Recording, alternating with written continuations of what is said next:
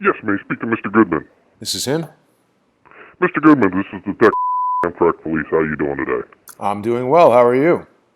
Good. I understand. I'm over here in Sanford. It's been brought to my attention that you guys are doing little exposés on some car theft rings funding terrorism and have been bringing up the auto train as a way to transport the vehicles. So I wanted to discuss those issues with you. Yes, I'm glad you called. How are you? I'm good. Is there any way you can come? Are you local to Florida or are you still in New York? Well, we're back in New York. We were down there just doing some investigating, but definitely planning to return. Okay. What are your concerns? Because what I can tell you is it's not possible. What you guys have been putting out on your little YouTube videos is not possible. That's not how the auto train works. What's Um, not? What's not how the auto train works? well, you say there's multiple stops to let cars off. There's only two stops. One here in I Sanford, don't. one I in don't. Florida. I don't know that we've said Yes, that. We've yes, said that Lorton, it's when you're Virginia. standing at the Sunrail station. Well, I've watched your stuff a couple times, and you were on my property on August 1st, which I have you on video the whole time. it's public property, isn't it? No, it is not.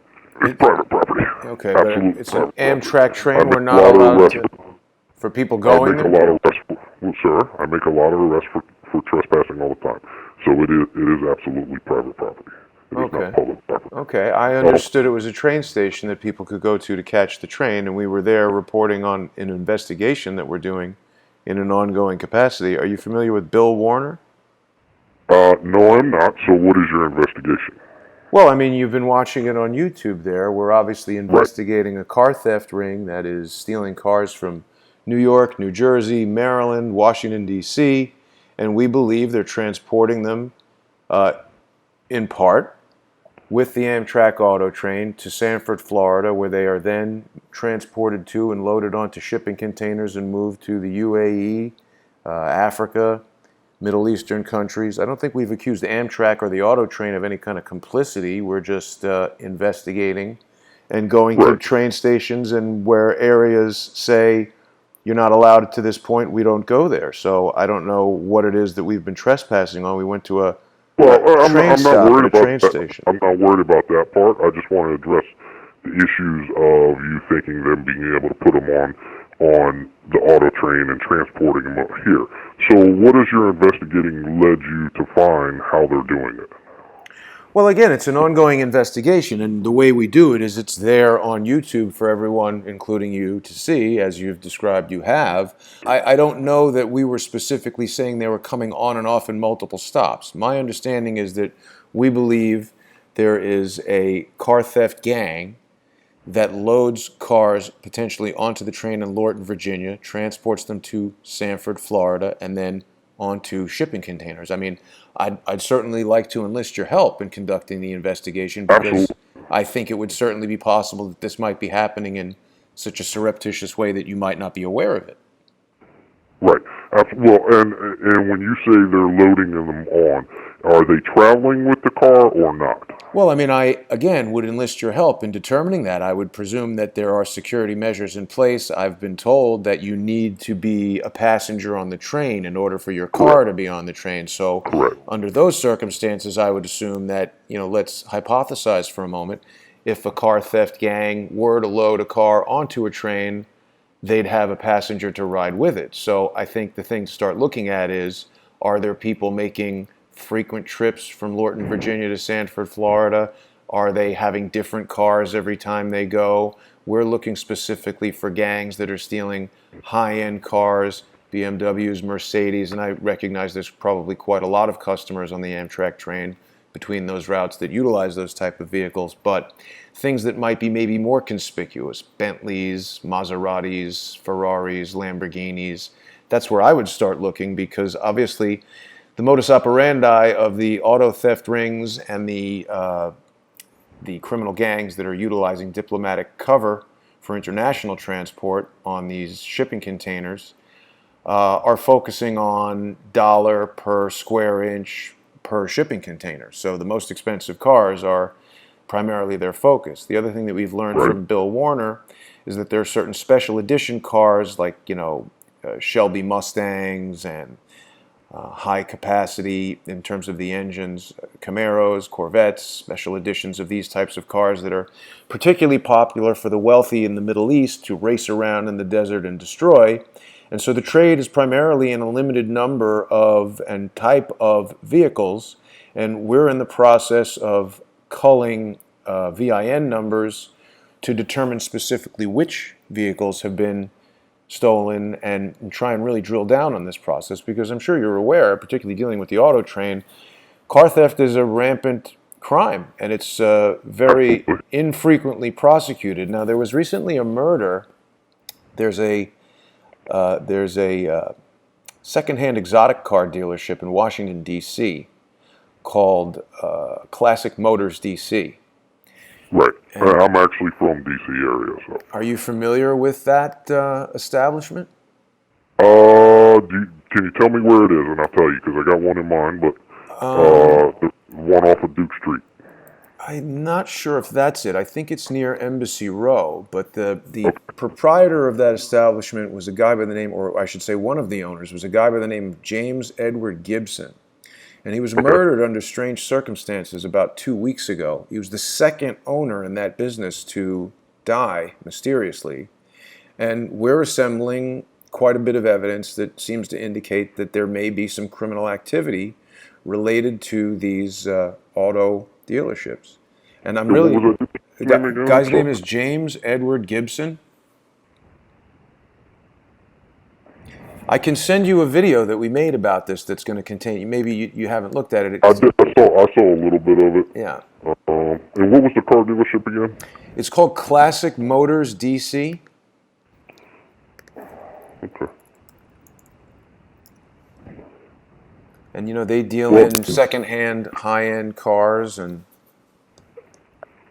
we believe that a lot of these, not necessarily this particular one, but possibly, and there was another called Cars International A, that we believe there's a lot of money laundering activity going on in these businesses.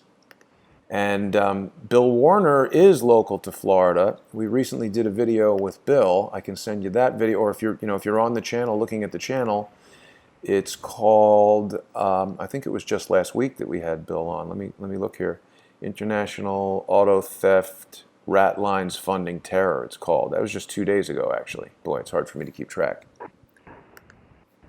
Yeah, this is over on Wisconsin Avenue, is this Classic Motors. Yeah. And now, certainly, if you've got a counterpart in Lorton, Virginia, who works for the Amtrak police and deals with the auto train, I would love to involve you guys in this investigation. And I don't know how... yeah. Let me explain a little bit about how the auto train, I'm not here to say there's not a car theft ring or anything like that going on. That, I'm not worried about. Well, not necessarily not worried, but not trying to say that there's not. What I'm trying to talk about is how things go on the auto train. Yes, you do have to have a passenger associated with the vehicle. So somebody can't just drive up and say, I'm putting this car on, it's going to get off in Sanford. There has to be a passenger associated with it. At each location, so these cars, when they're being stolen, are they being reported stolen or anything like that? Well, I mean, again, we would have to talk about individual cases, but yes, I would certainly think if a BMW or a Mercedes or a Maserati or a Bentley were stolen, the owner is definitely going to report it. Well, I would think. And I would hope so. If my car was stolen, I'd be a little upset. We do have LPRs at each location. What's an LPR? License plate reader. Okay. So there's no way to get on either property without going through those. Right. So when that happens, immediately it goes up and the license plate is checked through NCIC. I'm sure you know what NCIC is. And it is checked across the states for anything that would come up, anything like a stolen car, the driver associated is wanted, anything like that. We try to pay attention to that stuff like that going on and off. So there's another deterrent to getting a stolen vehicle or any plat or any tag associated with a stolen vehicle. Right. I get very few hits on that. I just had one not too long ago, and then it turned out to be false. The individual, So the car you had been guys are somehow interactively querying the FBI's National correct, Crime Information Center or whatever correct, that. Okay, and correct. right. Right, each vehicle that comes through. And for a high-end car, anything your Corvette that's real low, because we do have height requirements, and both too tall and too short. But anything that's close, you do have to sign a waiver. So whatever passenger is responsible for that vehicle Right. would have to sign a waiver, especially on anything that would be a high-end performance vehicle that's going to be low, because it may hit some of the air spoilers or anything like Right. that. Right. And high-end cars, I mean, when they do come on here, everybody knows they're there. I mean, it's basically the talk. Is it Anything pretty like a frequent? Bentley, Ferrari. Is it pretty? No, Not no. frequent. Not We frequent. get some car clubs every once in a while. There is a Ferrari car club that comes down here.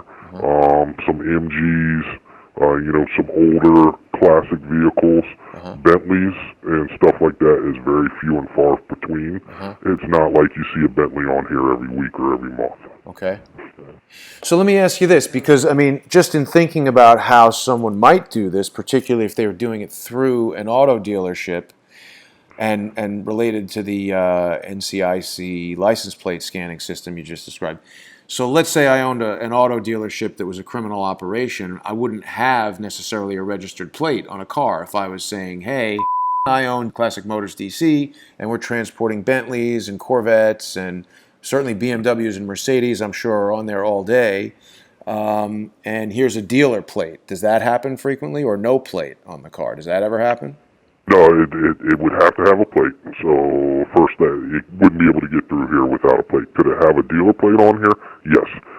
We do occasionally get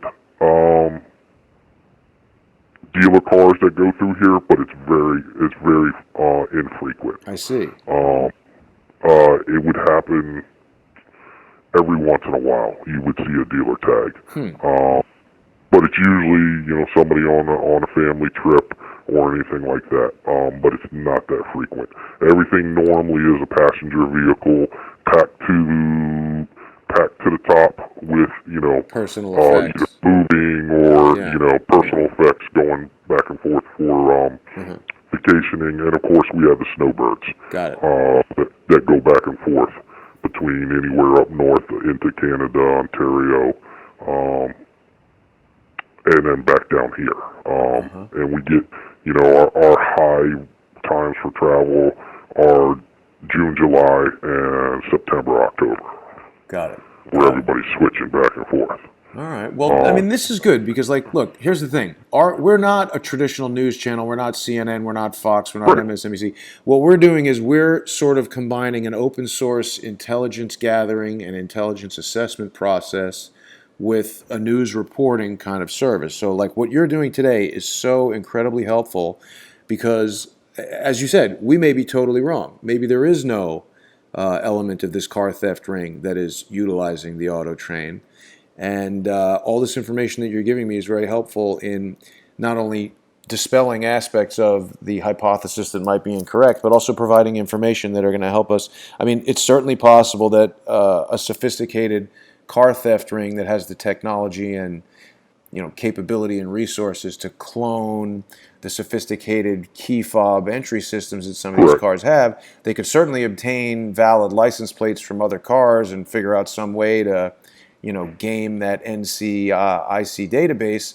Not only that, the primary suspects that we are investigating relative to this were hackers that infiltrated Congress and have, it's certainly conceivable that they could infiltrate a database like that. So it's all very interesting. And I like I said, I hope I can stay in touch with you. This number. Absolutely. I'll give you a couple numbers. The other thing I wanted to tell you is anything like that where you have proof or you've gotten information saying that this car is getting ready to be traveled or a tag number, please do send it to me. Yeah. The other thing I do here is I work with a bunch of different HIDA groups all over my regional area. What kind of groups? But I am a HIDA, high intensity drug trafficking. But one team that I am on is the Seminole County, which we frequent here at the auto train at least once a week. We're doing drug interdictions. So anything that we see out of the ordinary, we would be questioning those people. So like I said, it's very, very unusual to see a vehicle come through and not have personal effects or a bag. And any time that we do see that kind of stuff, and just like you said, there was a dealer taking a vehicle up north with the dealer tag, so we ran the VIN and everything, ran the tag, and it all checked out negative. Well, this is really interesting. I definitely want to kind of connect you up with Bill Warner, and I mean, we're talking about trying to put together a segment called "Dude, Here's Your Car," where we're actually going to track these VIN numbers and try to figure out whose car was stolen and where it went and all that. I'm sure you saw that story about the plumber guy whose vehicle showed up in Iraq or Libya, and ISIS was driving a Toyota truck with the plumber's logo on it. Right. So I mean, these cars are going international somehow, and I don't doubt that at all. Just the amount of money that flows through stuff like that. I don't doubt that at all. Using the auto train, I do have my doubts. Do I think it's possible? Yeah, with all the cloning and everything, could somebody get one or two vehicles through? But getting a number of vehicles, no way. All right. It's good information. And I'll give you my phone number and my email address. And also, if you guys come back down to Florida and want to come over and see how we do the operation, obviously we can't take pictures or video of it. Okay. But I would be happy to walk you around and show you everything. Okay. Yeah, that sounds good. All right. Well, thank you for the call, Detective, and I appreciate the information. Absolutely. All right. Have a good day. I just want to make sure we're on the same page. Hey, yeah. We're just trying to, I mean, look, the whole purpose of what we're doing is we're just trying to figure out what the hell is going on. Keep an eye on your channel because I do find some of it interesting. Trust me, a bunch of employees hit me up with these videos. Oh, really? Very good. Very good. Yeah, all right. Yeah. So again, the offer is out there to come by and take a look. Obviously, we won't be doing any videoing or anything like that, but I would be more than happy to show you around. And I will keep your identity secret, but I will report extensively on what you're telling me here. Okay. All right. Thank you very much. All right. Thank you. Bye-bye.